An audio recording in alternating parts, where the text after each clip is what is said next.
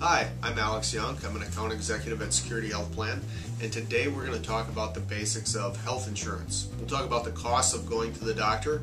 We'll look at the types of plans that are available to folks, whether it's through an individual policy or an employer-sponsored plan. And then we'll talk about some terms and definitions you need to be familiar with so you can judge the product you're buying.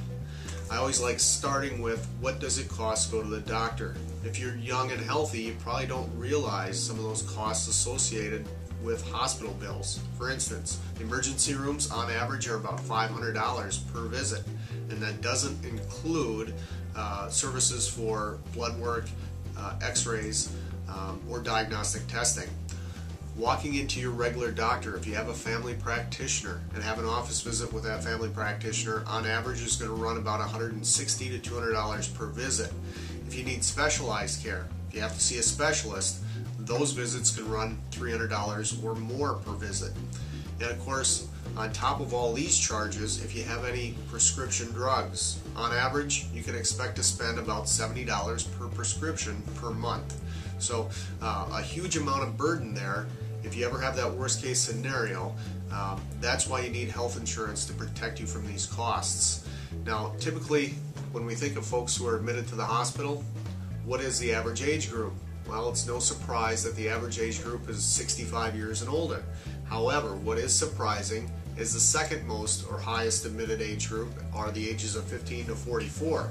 And as you dive into that number more, and especially looking at costs, you'll see that the folks between ages 15 and 44 cost more when they're in the hospital, mostly due to the fact because it's usually following an emergency. So again, great reasons to protect yourselves, and if you're young and healthy, insurance can be very cheap compared to these costs and burdens. One example I always give, I had a customer whose daughter had just graduated college. She got a job in another city and came off of her parents' insurance policy. She had 2 months to go before her plan through her employer kicked in. In that 2-month time frame, she decided to go without coverage. She decided to risk it. Unfortunately, one day she was walking down the sidewalk, was hit by a motorcyclist who had no insurance on his motorcycle, and of course she had no health insurance. She spent 2 weeks in intensive care in the hospital and had a bill close to $500,000. She ended up filing bankruptcy, and while she did fully recover and has no problems to this day with her health from that accident, she does have that burden of every time she applies for a loan, she's got that bankruptcy out there. So again, that's the important reason why someone young and healthy should have health insurance. Now, how do you get insurance? If there's a couple ways to do it. If you're an individual and you don't have employer-sponsored coverage, or if you're self-employed, there's a ton of individual products available that you can get on your own.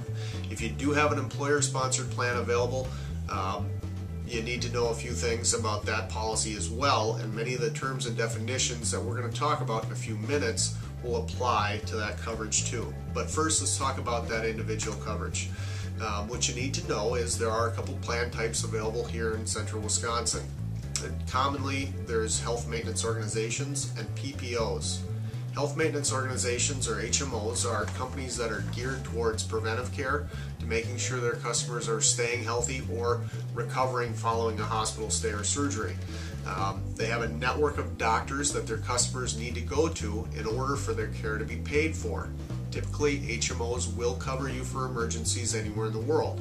Now, PPOs, or Preferred Provider Organizations, are insurance companies that have an in-network set of doctors that you need to go to for your care. However, you can also go to doctors that are not in the network, but you'll be responsible for a higher amount of out-of-pocket costs. That was a lot of health insurance language. I just used a lot of terms that are really common to my industry. I kind of forget, I have the tendency to forget that a lot of folks aren't familiar with those terms. So let's kind of define.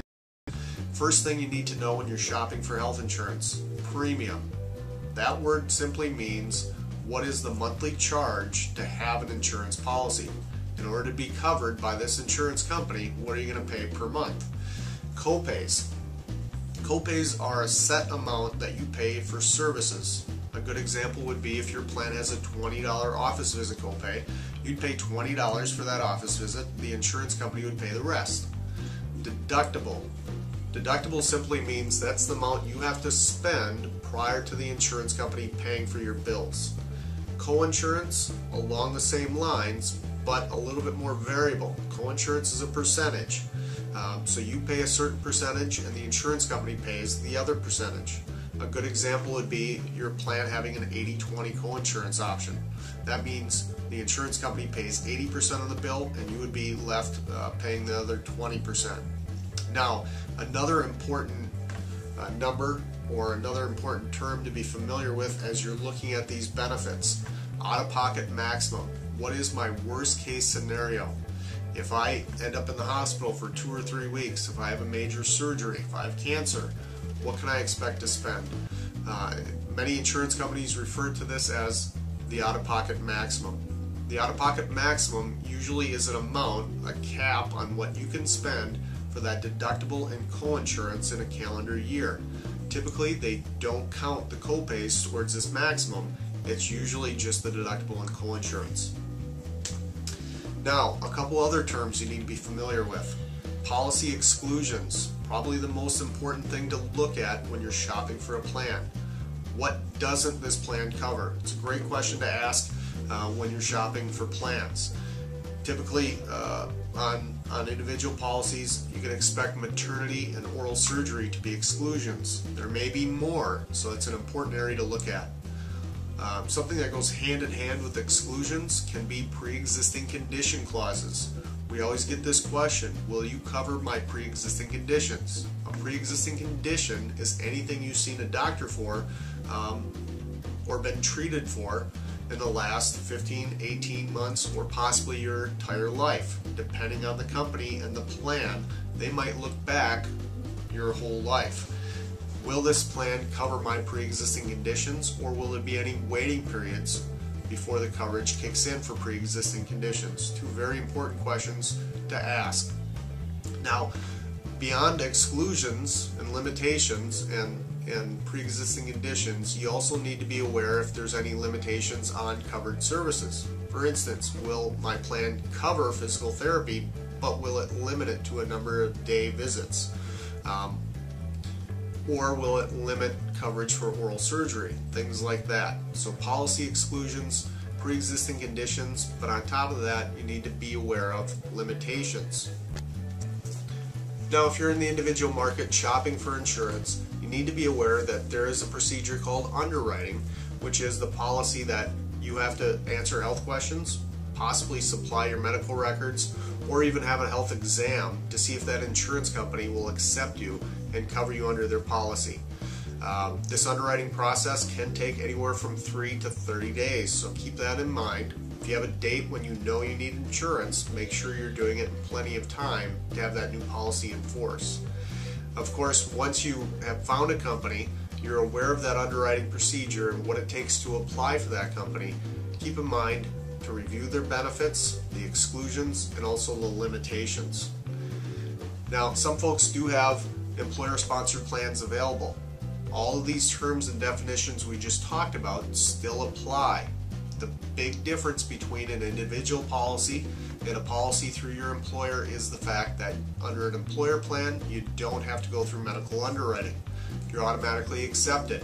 However, there may be waiting periods and also pre-existing condition clauses. You still need to review the copays, the benefits, the deductible, the coinsurance. Be familiar with those aspects of your employer-sponsored plan. Also, employer plans may have limitations and exclusions that apply. So again, it's easier to ask permission than to beg for forgiveness, so be aware of those issues.